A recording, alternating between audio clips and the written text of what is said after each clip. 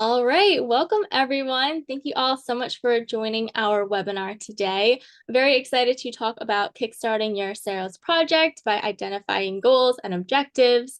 My name is Liana. I'm the community coordinator here at Ceros. Joined with me, I also have Sarnush and Ange, who will be leading the show today. And as we're going through the webinar, please feel free to send any questions or comments in the chat and the Q&A box. We'll answer all of the questions at the end. But very excited to get started, so I will pass it over to you both. Great. Thank you so much, Liana. Hi, everyone. Nice to see all your faces. We're really excited for today's webinar. As Liana just mentioned, we're going to be talking about identifying goals and objectives when it comes to starting a Ceros project. So let's dive into it. We'll start with a quick round of introductions on our side. So yeah, my name is Noosh. I'm a senior pilot account manager here at Ceros. I've been with Ceros for about 3 years now, working with a wide range of clients across various industries. For me, it's always incredibly rewarding to see clients kind of create amazing content and help them exceed their goals.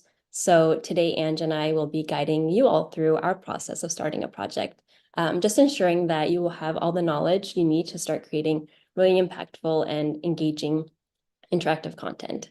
So with that, I'll kick it over to Ange to introduce herself as well. Yeah, awesome. Thanks, Noosh, and hello, everyone. Thanks for joining. So my name is Ange. I've been a pilot account manager here for about 2 years now. And exactly like Noosh, I also work really closely with a lot of clients on a wide range of industries, onboarding them into the world of Ceros, making sure that they're feeling comfortable and confident to effectively and efficiently Cerosify their content, if you will. And one of the topics that we often cover during our pilots is picking the right project for Ceros. Sometimes when you start can be a little bit of a challenge because it feels so limitless. So really excited to just chat with everybody today about picking a good project. Yeah, amazing. Thanks, Ange, so much. Perfect. So let's dive into a quick agenda. So a few topics that we're going to go over together. So the first one being, we'll start by reviewing how to choose a good project for Ceros. So we'll review essentially 4 main criteria that we look for to qualify a project as a good fit for Ceros. Next, we'll review some important questions to sort of ask yourself as you get started with the project. I think these questions are pretty crucial for the actual development of the content and just ensuring sort of the project's success. We'll then look into sort of what a Ceros project inspiration guide looks like and where we kind of highlight some goals that we typically address with our customers most frequently.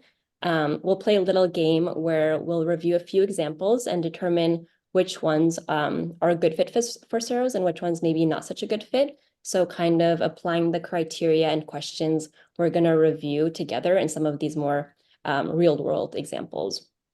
And then lastly, we'll look at what a project kickoff timeline looks like and what sort of the steps we typically recommend clients taking when they go through sort of the creation process of a project. And then lastly, we'll just leave a few minutes for any Q&A.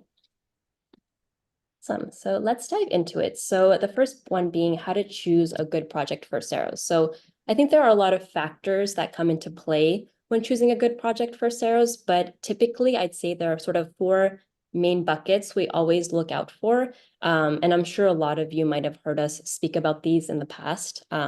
So the first one being sort of projects that align with business and team goals. This is a really important one.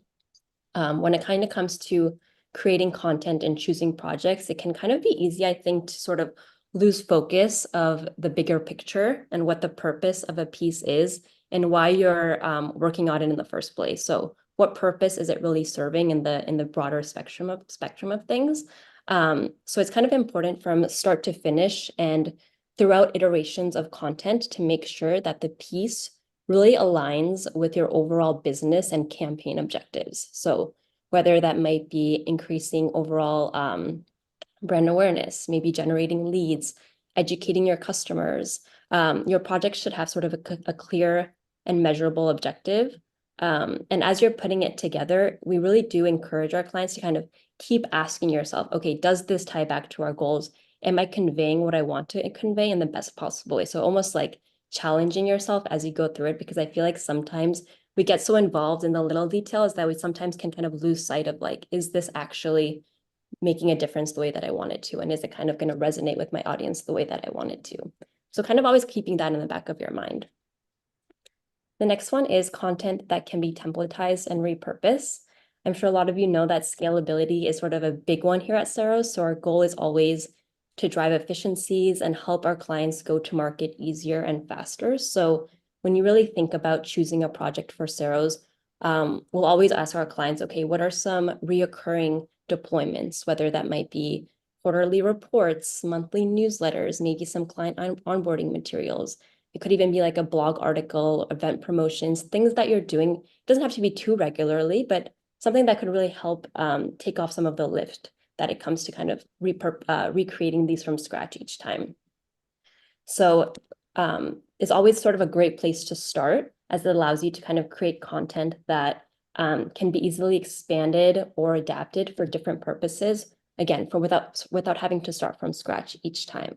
So this really means you can maximize the use of your resources and sort of minimize repetitive work. So that's something that you'll often hear us asking, okay, is this actually going to be a scalable piece of content that we're going to work together on?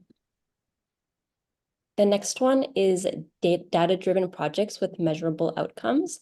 So really, Ceros does provide a pretty robust analytics feature, and you can also kind of integrate your other analytics tools within Ceros as well. So projects that aim to kind of track user behavior and conversion rates, or really specific interactions like clicking on important CTAs can leverage this capability to just gather valuable insights and understand your users better. So some examples, I guess, that come to my mind, could it be maybe educational content, interactive dashboards, sales decks, where later, you're sharing this out with your external customers. You're being able to see, okay, where are they clicking? Are they spending time on areas that we want them to be spending time on? And if not, okay, maybe we'll make an iteration off of that. We can start to strategize together on really making sure that the CTAs are where they should be to kind of drive that conversion rate. So those are kind of also things that you kind of want to be thinking about too, as you kind of choose a project for Ceros. Is it going to be able to be one that you can drive that sort of measurable outcome that you're looking for? And the last bucket of that is projects that enhance brand storytelling. So projects that aim to convey your brand story or values in a compelling and visually engaging way are really ideal for Ceros. It helps you kind of strengthen the brand identity. It enhances sort of the emotional connection with your audience and just really effectively communicates your brand values and maybe like your history and your unique offerings in a different way than they might be used to typically with more of like a static PDF or just any type of static content that might be a little bit more text heavy. It's not really giving any emotional connection to the readers. And kind of with Ceros, you have that capability. So we always try to encourage clients to take advantage of that and just tell your story better. So that could also be some examples of maybe customer success stories, like I was saying, product offerings or product launches. But it could even be something like an annual report, which might not be the first thing that comes to your mind, but being able to take some numbers and some metrics and show it in a really creative and interesting way that your stakeholders will be really impressed by. So those are sort of some really key areas that we always kind of will go back to when it comes to choosing a good project for Ceros.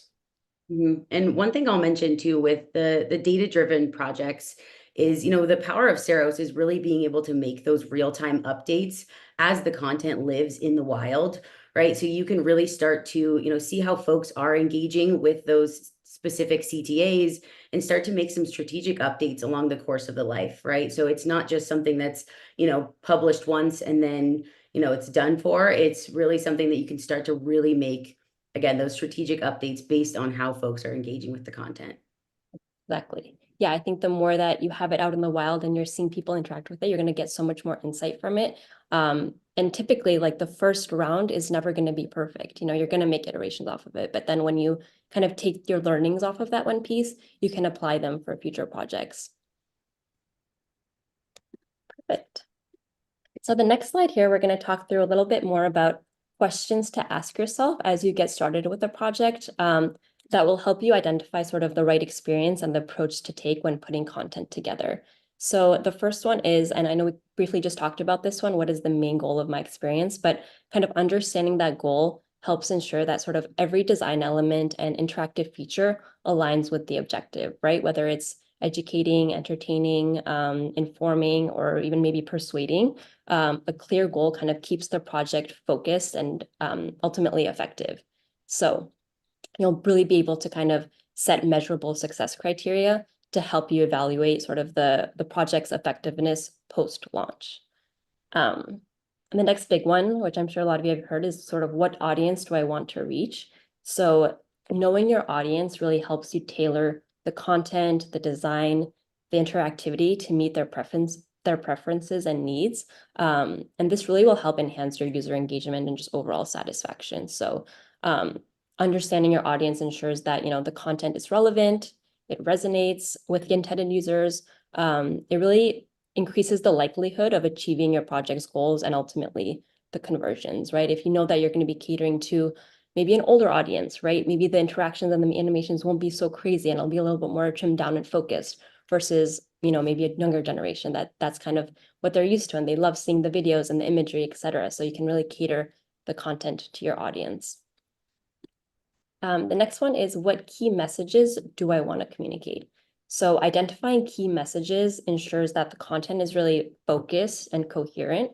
It helps avoid information overload and keeps the user's attention on sort of the most important points. Again, because sometimes when traditionally you think of content and you think of long PDFs and you kind of lose sight of, okay, what part of this is actually important that I want users to be taking in. So kind of identifying the clear messages maintains sort of the consistency throughout the projects and ensures that all of the interactive elements that you might want to incorporate and the design choices reinforce that main message. The next one is there a visual metaphor that could drive the experience? So visual metaphors is what I feel like Ceros is all about. And you can kind of make abstract concepts more concrete and just engaging. So they help users understand and relate to the content more effectively, especially now where, with social media blowing up and we're always so used to seeing videos and imagery. And I think people have a sort of expectation and a standard now. So if you can kind of connect that to your content, it's just going to tell such a better story and make this experience just overall more memorable, help users retain the information and also recall it later, which is a really big deal. The next question is, can this experience be trimmed or condensed to make a more compelling story? So trimming and condensing the content really will ensure that only the most essential and impactful elements are included, making the story just easier to follow, right? Again, this all kind of ties back to the same theme of you don't want it to be too overwhelming or too much for readers. You want to really get to the point as easily and as engaging as you can. So kind of making sure that it's like concise content, it can help your users just be more engaged and prevent them from getting overwhelmed or losing interest and not spending time on the page as much as you would want them to. And then the last one, what actions do I want my audience to take during or after the project? So that kind of ties back to the call to actions that we were mentioning. So defining the user's actions ensures that the experience includes clear and compelling CTAs. It guides users to the outcome that you essentially want them to be for them to be having. So it helps the project sort of tie together the goals that you had, whether it's generating leads, increasing brand awareness, or driving conversions. But working on like strategizing, okay, depending on what action I want my audience to do, that's really going to be the basis of the format that my experience is going to take. So I think this last piece is actually might be one of the most important pieces, because if it's the goal of your piece, if the imagery looks great, the interactions look great, and the animations are really engaging, but they're not converting the way that you want them to, then there's like something that's missing. So understanding what action do I want will really help frame the overall structure of the piece. Yeah, and another thing to add on to this too is, you take a look at some of these questions, I feel like you can kind of see a theme here. And something that I work with a lot of clients on is, making the content digestible, right? And sometimes, folks will come with, some big chunks of paragraphs and things like that. And when it's tied to the goal of, education and you want it to be memorable, taking a look and thinking about like, okay, how can we make this a bit more visual using still the same context and still the same information? So it's a big thing to take a look at, right? Where, how can you make things stand out a bit more with the visuals rather than text, right? Because images, what is it like? Say 1,000 words or something like that, right? So thinking about just different ways that you can break it up, because then it really does tie back to, that main point that Noosh was just mentioning, what's the goal of the piece and how do you want folks to act afterwards? And if you have that visual key indicators to really, make it more memorable for clients, they're going to be more likely to take that action. Definitely. And conversations that even like our designers will have with our clients, they'll ask all of these questions because when they're going to help put together a piece, they want to understand all of these different elements to best kind of paint the picture. So I think even having sort of this checklist of questions as you're getting started on a project and just even filling it in and maybe sharing it with other stakeholders that are involved in the content creation process, getting their input and really trimming down each of these areas and focusing on them is going to really help speed up the overall process of content creation. And I think it might even eliminate some back and forth of having to make iterations and making changes because you're all kind of going to be in sync and working towards the same goal with the same sort of messaging and goal that you want to get across. So just something to keep in mind there. Perfect.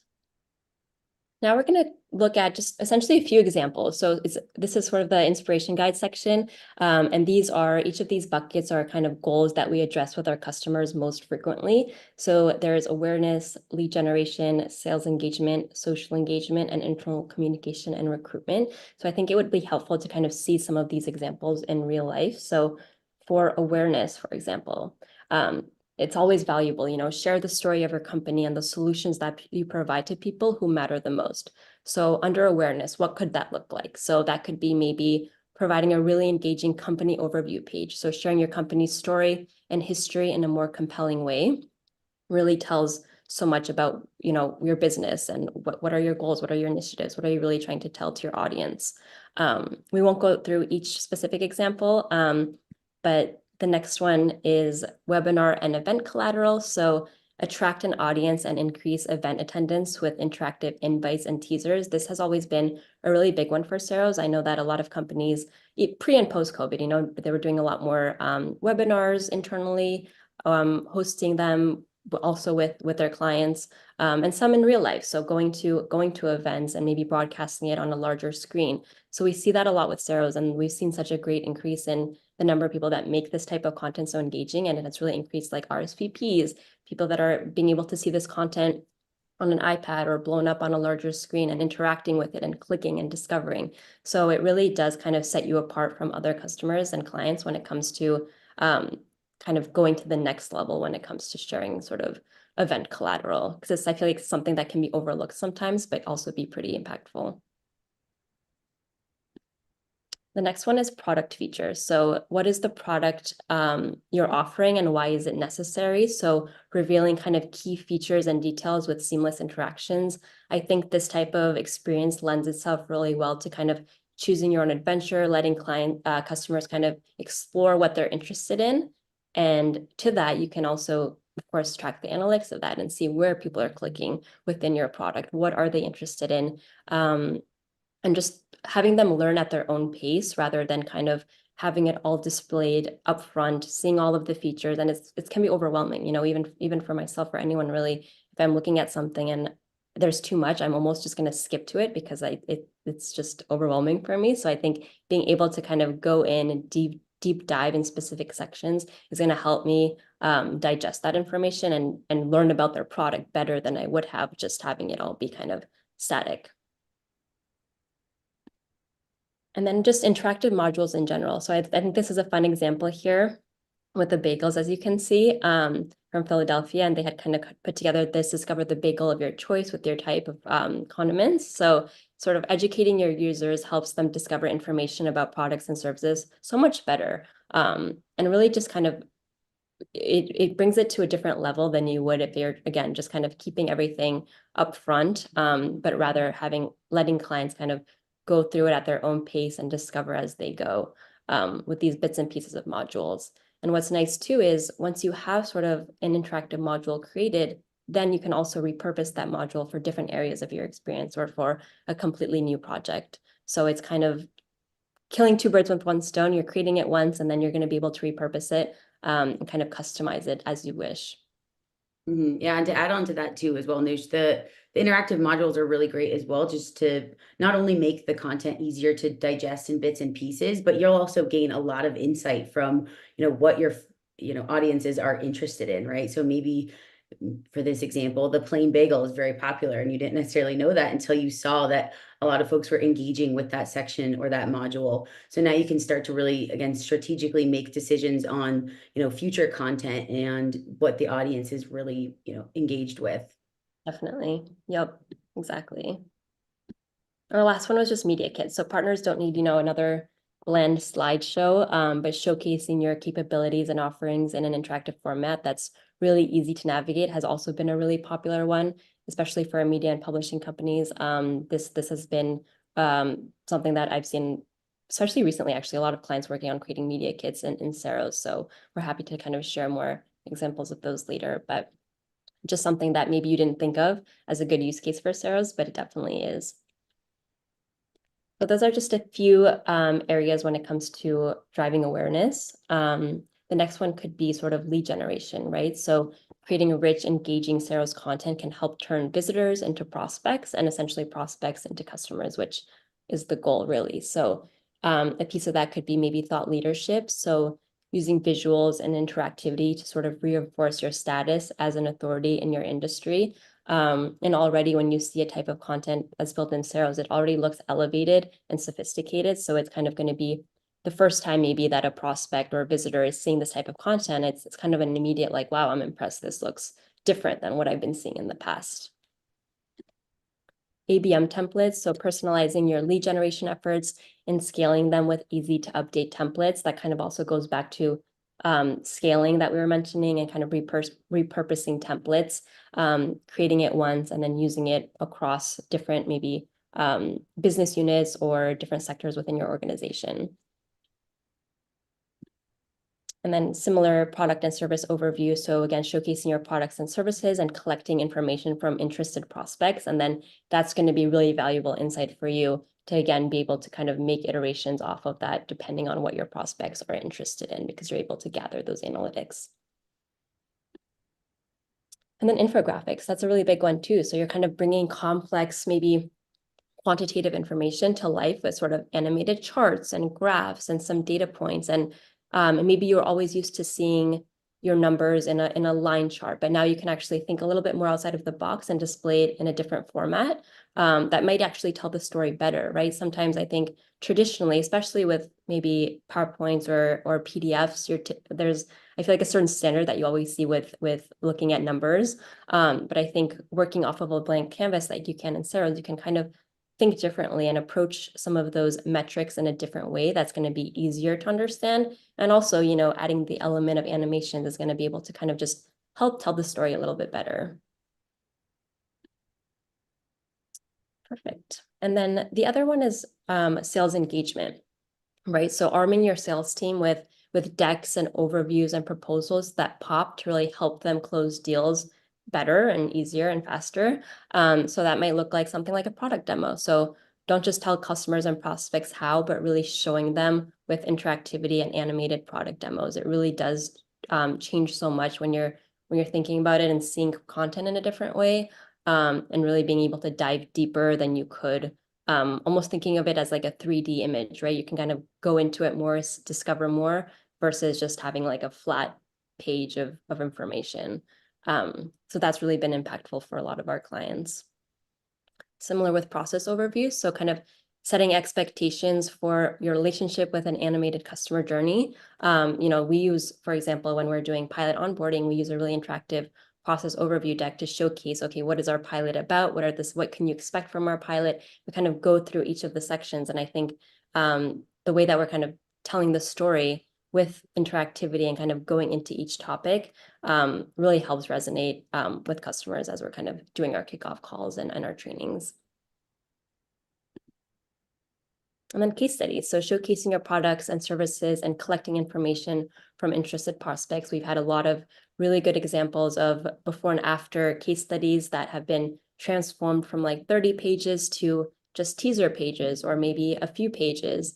And you can, I'm sure you reach out to any of your pilot account managers or your customer success managers, and they can show you some really good before and after examples.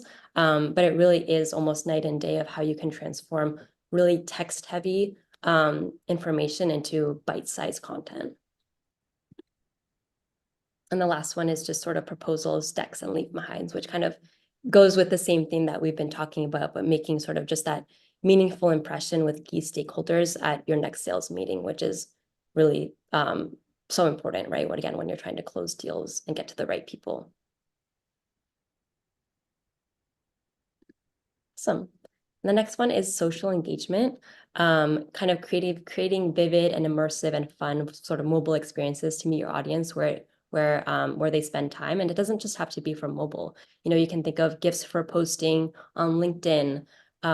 It could be on Twitter. So kind of recording animated sections of your experiences and sharing it on social. It's kind of, again, something different that people aren't used to as much. And you can even pop that into an email that can click out to your full Ceros experience. And we've just seen click-through rates so much higher when you kind of give someone something new and different. And having something that's animated automatically is going to drive your attention to it. So it's going to make people want to kind of engage with it. Same with event promotion. You can see from this example, again, a bit of an animated banner there, talks a little bit about the event, but then that it can click out to the full Ceros experience. So kind of attracting an audience and increasing sort of the event attendance with different teasers and interactive elements throughout. Because it kind of makes you, right? You kind of see this little teaser in an event and you're like, oh, I actually want to go to this event. This looks really cool. So that's kind of the way that I always think about it. And then games, so you can kind of just have fun with it. It doesn't always have to be such a serious piece of content, but you can kind of tap into maybe your audience's competitive side and drive engagement and create sort of product awareness in a different way. And I know we have a lot of great examples of different like gamification type experiences. So kind of, again, thinking a little bit outside of the box and than you traditionally might have for some of the content that you want to put out there. And the last section here is internal communications and recruitment. So kind of helping your team better understand sort of the happenings at your company and show prospective employees what you're all about, right? This is a really big one. So this could look something like diversity and inclusion. So showcasing maybe different cultural initiatives that matter to your company and prospective employees in a modern and engaging format, right? If you have someone that you're trying to recruit and they see something like this, they're like, wow, this really aligns with my values and what I'm looking for in a company. And it just tells the story in such a better way. So I think Ceros is such a good use case for something like this. Brand guidelines, you know, encouraging brand consistency and design efficiencies across your entire organization is always important, especially when working in Ceros. You want it to look like a very seamless integration with your current maybe CMS or wherever you want this to live, but you don't want it necessarily to look like it was created in Ceros, right? You want it to be very consistent throughout. So being able to put together these interactive brand guidelines that also act as modules that you can use for your projects, I think is so valuable in Ceros, and especially for any maybe new employees that are coming into your organization. It's kind of a one-stop shop for them to be able to reference these guidelines and kind of work on projects based off of these guidelines that you put in place. And then just employee communications. So designing really cool, engaging experiences that your employees will, again, never really skim over again, whether that's recently I had one of my clients, they were putting together an internal newsletter and they were just saying like, this is so different than what we've been doing. And I know that we're going to get so many eyes on this and it's going to make such a difference and everyone's going to love it. So it could be something as simple as that maybe you send out on a monthly basis or quarterly basis. But I think you can really tell the story and showcase all the hard work that maybe your organization or different teams are putting into in a really fun and interesting way. And the last one here is sort of learning and development. So maybe scaling out training modules and sort of reducing that ramp time for new hires. and maybe incorporating some multimedia and sort of knowledge checks along the way. I think this is a really fun one. I know this example in particular that Gum had done with machine learning, and you can kind of start the training. It goes through each section, and I can go by page. But they have really good animations that aren't just there to be there, but they're kind of helping kind of put the story together. And as I'm going through it, I can kind of see, okay, how much progress am I making? And I think this is just, it's so cool. It looks so nice. It's visually appealing. It's not too much text. It's very bite-sized. I can read the information clearly. I can also kind of click through to discover more with these little icons here. So it just looks like a really great training material that that new hires are going to actually go through and learn and not just kind of skim over to get to the end. Perfect. So these are, again, just some goals to keep in mind and some inspiration examples that hopefully helps trigger some ideas as we're going through this of, oh yeah, this would be a great use case. We never even thought of using Ceros for this. Yeah, and as you're thinking about, these projects specifically, maybe even on the screen, I know Noosh and I have mentioned a lot like templatizing different content, right? Where that's going to be super valuable. But when you're also thinking about different templated content, keep in mind our editor tool. Keep that in the back of your mind as you're creating, because you can find a lot of, creative design efficiencies there and using some of your different resources. Like ask yourself, can this be something that someone else on my team can easily scale out and make, just very quick image and text updates via the editor tool? And now you have a brand new case study or a brand new blog, just by using something that's already been created, right? Some of that heavier lift or maybe some of the more complex design elements have already been in place. And then again, really create some efficiencies when it comes to scalability of some of this content. Yeah, definitely. And again, with the brand guidelines aspect of it and all of that content that Andrew was talking about will already have your brand look and feel to it. So it's not like intimidating for anyone that has to go in and update it. They're not worried about making mistakes, but really just being able to efficiently just make small tweaks to it. Awesome. Perfect. And now we have a fun little Ceros project fit yes or no with a few examples on this slide and on the next slide that I'll let Ange kind of go through. Yeah, awesome. So now that we've gone over, again, all of those really helpful tips and tricks, we're just going to test out some of the knowledge that we've learned. So you'll see the 3 different types of projects here. And what we'll want to do is identify if these are a good fit for Ceros. So we'll go one by one here, and I'll give you guys, 15 to 20 seconds to answer in the chat whether you think this is a good fit for Ceros. So let's start with the infographic. Think to yourself, is an infographic a good project to create in Ceros? And I will go ahead and let everybody answer in the chat. Just pretend that we have some Jeopardy music playing in the background. I'm seeing a few yeses. See an absolutely yes.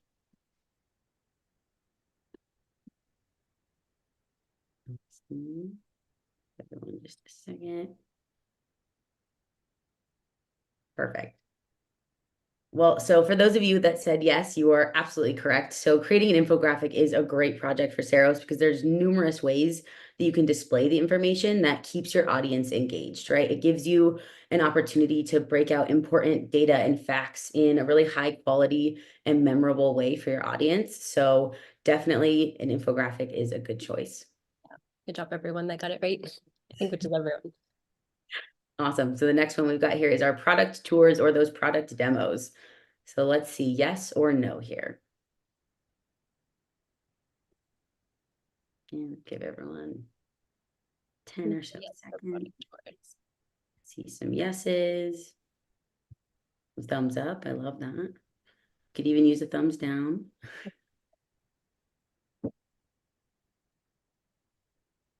Perfect. So, yep. I guess to Glenda. So those of you that answered yes, you're correct. So those product tours and demos, as Noosh mentioned previously, it provides a dynamic and interactive way for users to, explore product features and benefits and really highlight, some key features with clickable areas that makes it a lot easier to digest on your own. And again, when it's digestible, it makes more sense to the user and they're more likely to, take some action on that. And they can take their time with it too. They don't have to go through this accelerated tour where they're not really digesting any of it and they're trying to take notes along the way, or it's like too much upfront and they don't know where to begin, but really at their own pace and discover and learn. Absolutely. Awesome. So our next one here is those data intensive dashboards. So yes or no on this one, or a thumbs up and thumbs down works as well.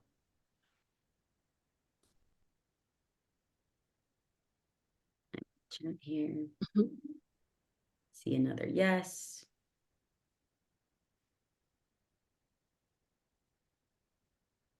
Oh, I finally see our first no. And I like your answer. Perfect. Well, for those of you that answered no, you are actually correct. So those data intensive dashboards can require a lot of real-time data integration that's a little bit complex. And, Ceros doesn't necessarily have the backend capabilities to handle that real-time updating in data. So we would probably say this isn't necessarily the best fit for your Ceros project. Yeah, I would say though that who was it? I think it was Will where it said it could be a Ceros experience, but might be need to be a bit focused and simplified. Absolutely. We definitely want to still be able to have like interesting data points, but something that's a little bit more intricate and technology heavy, I could say, that has more of that real-time updates wouldn't be the best fit for Ceros. Yeah, that's a great point. All Okay, right. two more. 3 more. Let's keep it going. Awesome. So the next one is going to be the interactive map. What do we think about interactive maps? And everyone keep your scores readily available. We'll see how you did at the end. Yep, Will's got a star so far. Okay. Give everyone just another second. Okay, perfect. Well, for those of you that answered yes, you are correct. So interactive maps are a great project that I actually work with a lot of my clients on pretty often because you can really showcase, different clickable regions, hover effects, dynamic content, making it so users can also self-explore, right? There are different areas. It also feels really personal, right? Where you've got your own specific area and now you can dig into the information that's, related to you. And then it again enhances that user retention. And it's just fun to look at. When you see a map, I think before I started working at Ceros, I didn't even think that that could be something that you could make interactive. And I've seen clients get so creative with it, and it really does tell such a good story. And being able to highlight specific areas is kind of a game changer. Mhm. Awesome. So the next one here, we've got just a rough 30-page report, roughly 30 pages. Maybe it's more, maybe it's, a little bit less, but let's just start with 30 pages and up. What do we think about that for a Ceros project?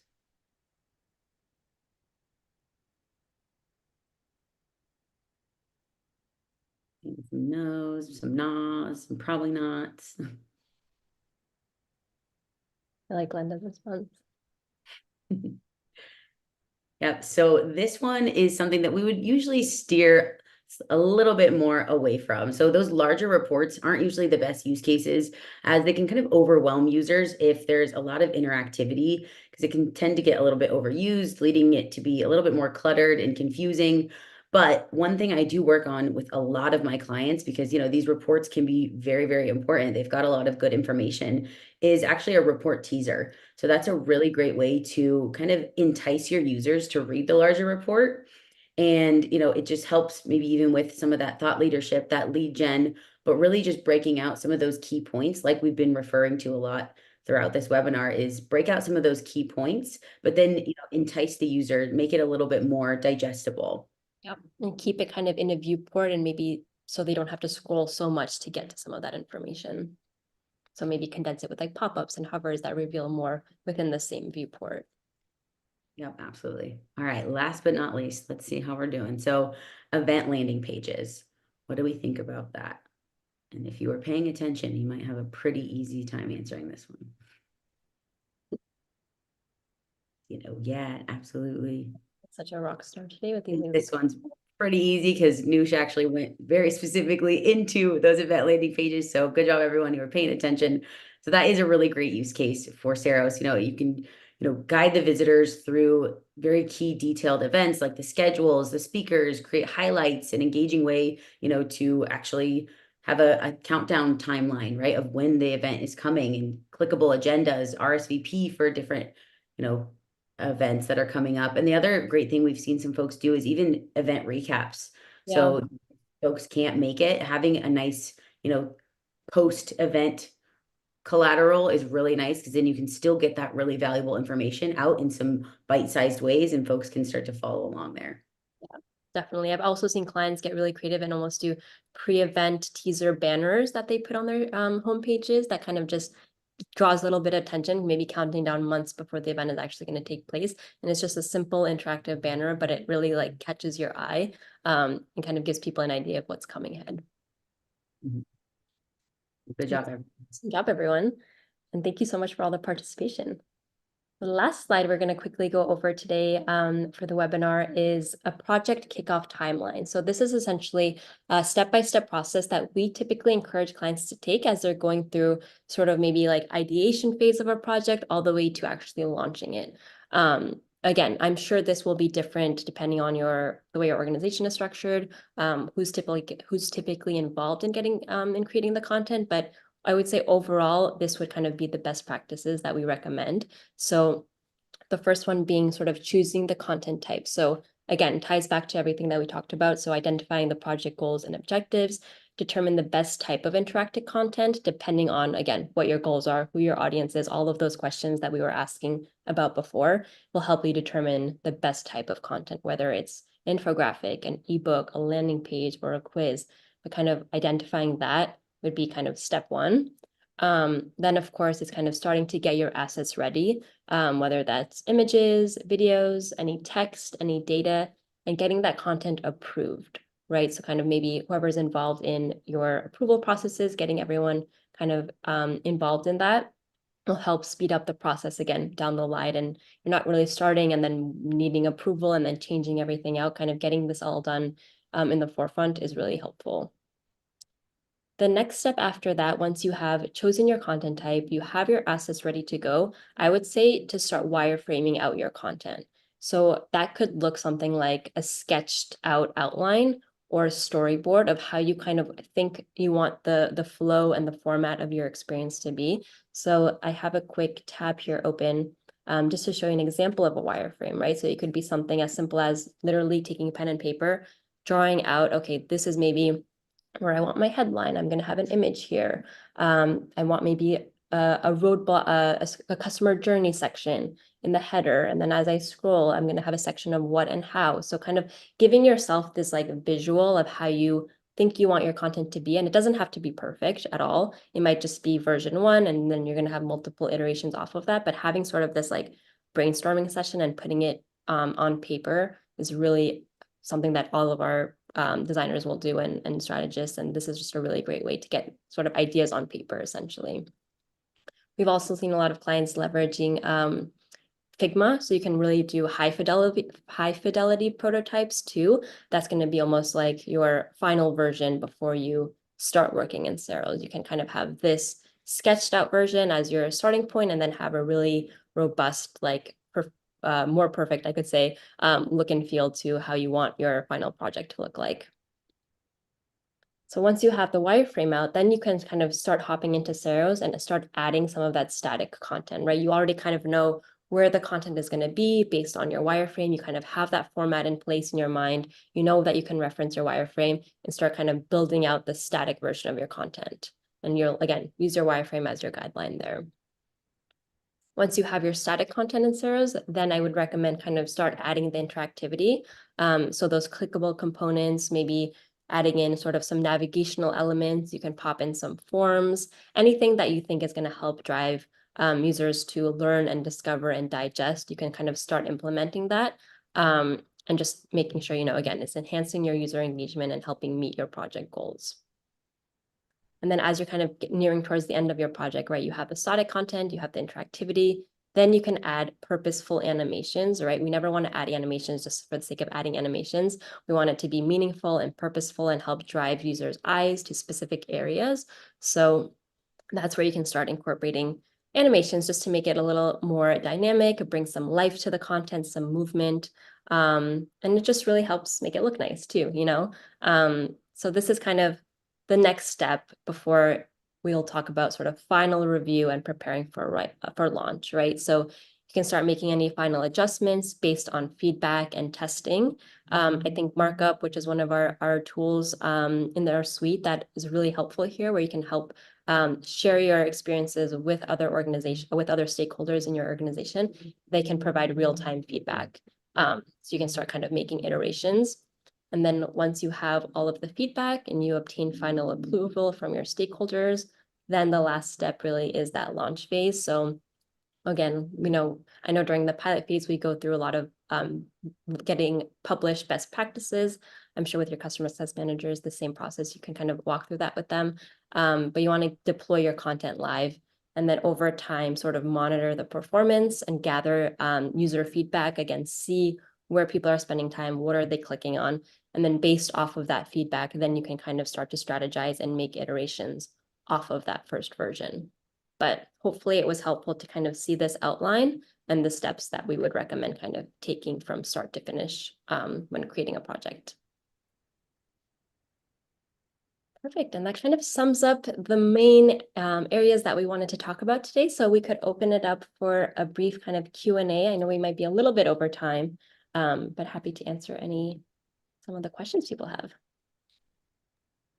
Awesome. Thank you so much, Nish and Ange. This was such a great presentation. I loved all the examples that you showed and the game that we played, and also that timeline was super helpful to visualize, getting started with the wireframing all the way to adding interactions and publishing.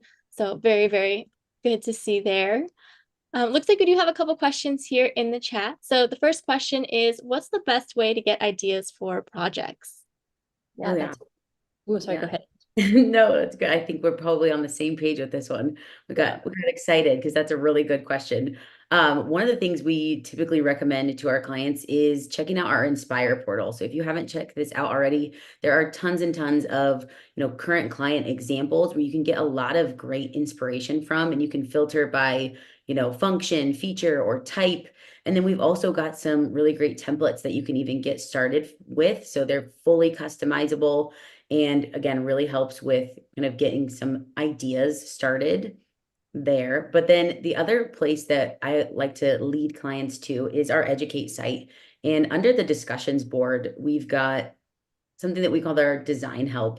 So a lot of folks will lean on our incredible Educate team to just kind of pose some questions or get some suggestions on, more creative ways that they can break up some content, or if they have some questions on just their specific content or where to even start. Our Educate team is really amazing at giving some suggestions there. Yep. Absolutely. It's kind of your one-stop shop for everything you could have questions on, and exactly like trying to get real-time updates from our experts in-house.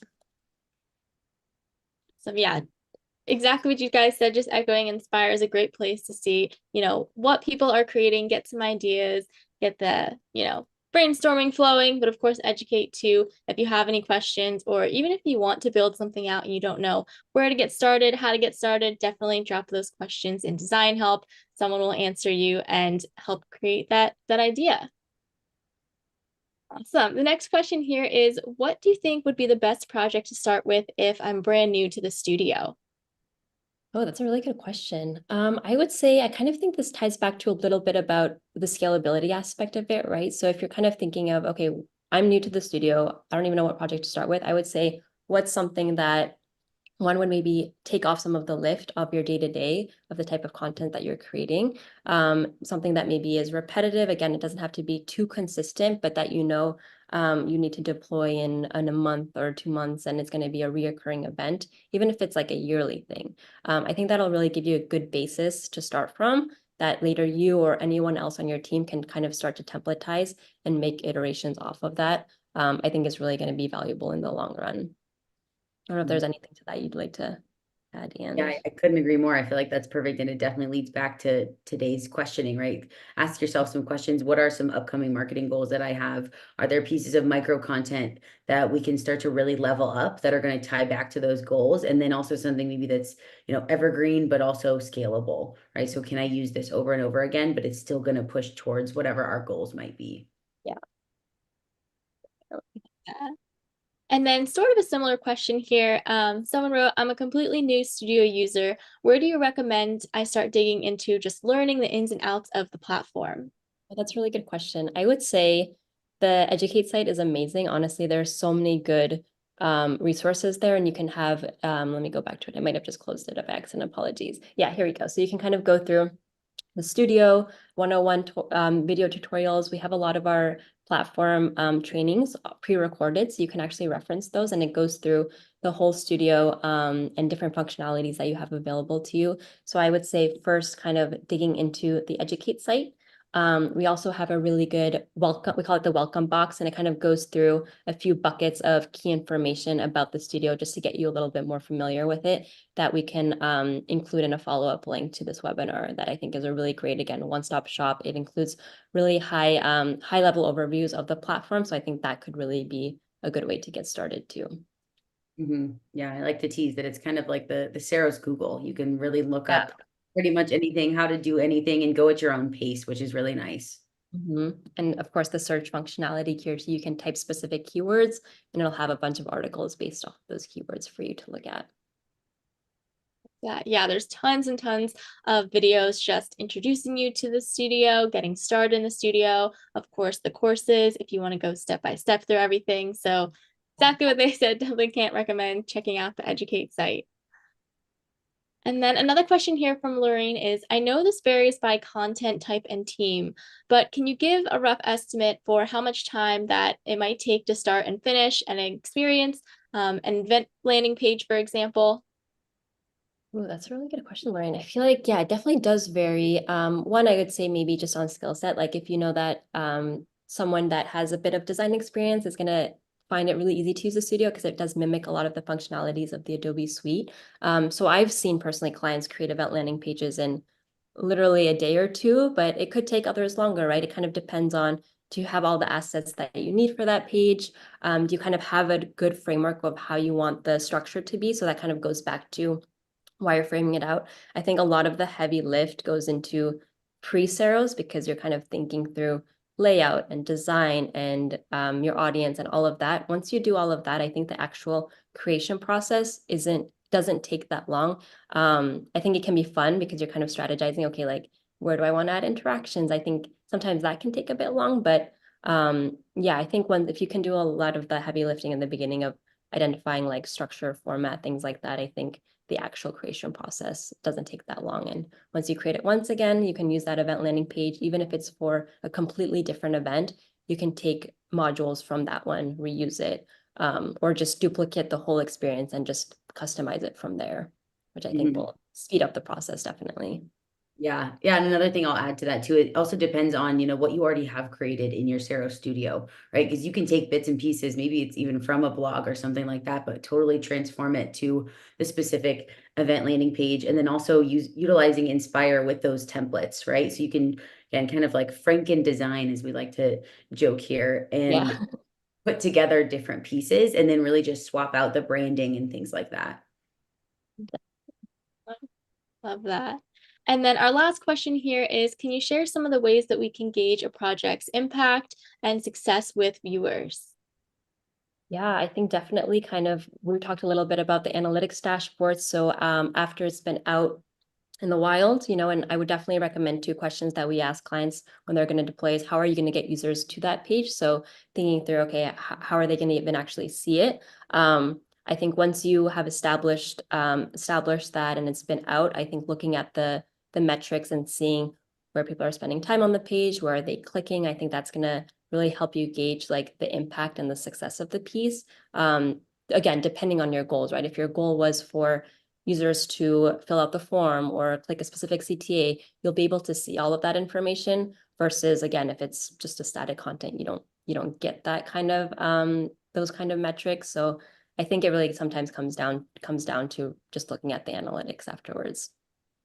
Absolutely. And I know from, being a previous marketer in a past life, it's very interesting and, unique data that you can start to gain from being able to see exactly what folks are engaging with, as we kind of mentioned, even in that like bagel example, right? Are they clicking on the plain bagel? And with Ceros, you can actually start to really gain specific insights into, what areas your users are the most interested in.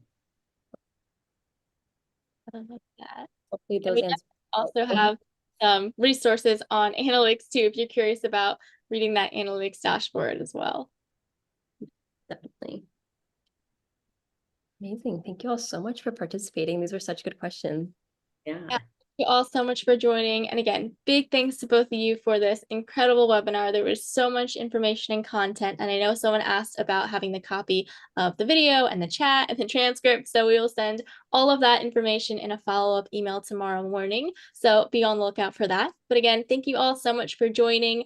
Make sure to check out Educate for all of our upcoming webinars, guided design courses, trainings, all of that good stuff. But again, thank you guys all so much for joining, and I hope you have a great rest of your day and a great early weekend. Thank you all so much. Friday Junior. Hey. Everyone. Hey, y'all.